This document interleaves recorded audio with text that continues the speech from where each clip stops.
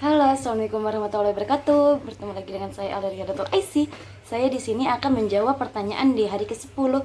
Pertanyaan atas Bimba AIUEO interview kedua.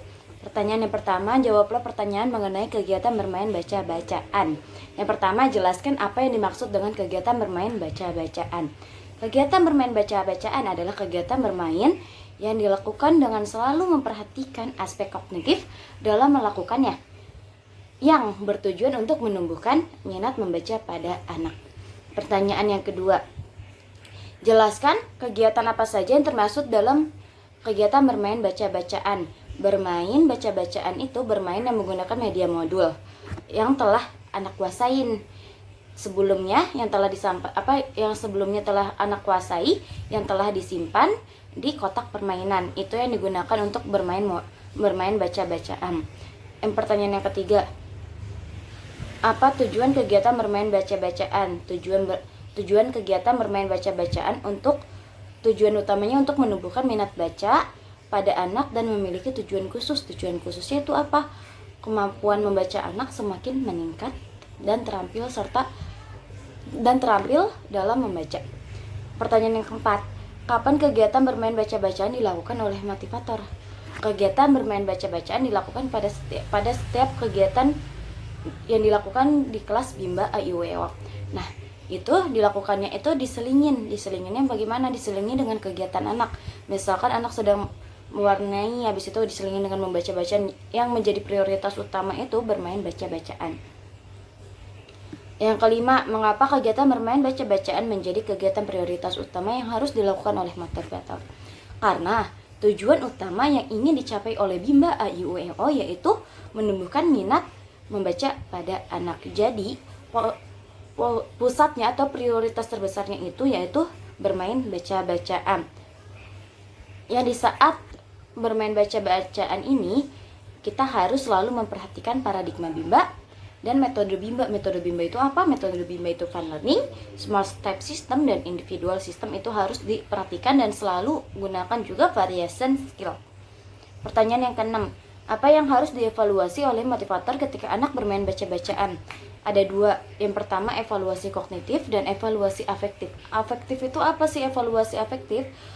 Evaluasi afektif yaitu apakah anak sudah senang saat kegiatan bermain baca-bacaan di dalam kelas. Itulah yang kita evaluasi afektifnya, itu melihat perilaku anak, apakah anak telah senang atau belum saat bermain baca-bacaan di dalam kelas.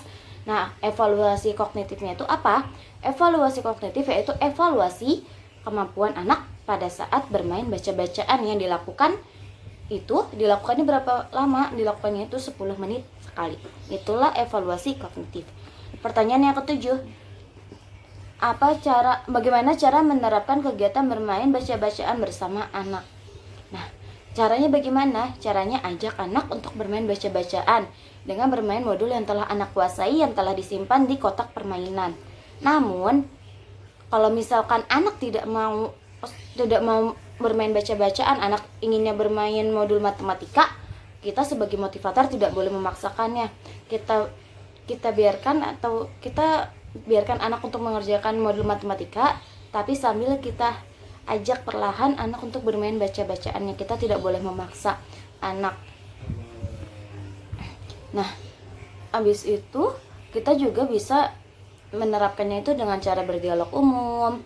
Terus kita bisa dengan bercerita, itu juga termasuk bisa digunakan untuk permainan baca-bacaan. Terus pertanyaan yang B itu, jawablah pertanyaan mengenai kegiatan bermain baca-bacaan berikut ini. Yang pertama, jelaskan apa yang diketahui mengenai teori jam bandul dan berikan contohnya. Teori jam bandul kan seperti ini. Jadi dia berbalik dan titik pusatnya itu di tengah. Maksudnya apa? Teori yang memiliki pusat utamanya itu di tengah. Karena apa? Karena kalau bandul itu pasti akan kembali ke tengah.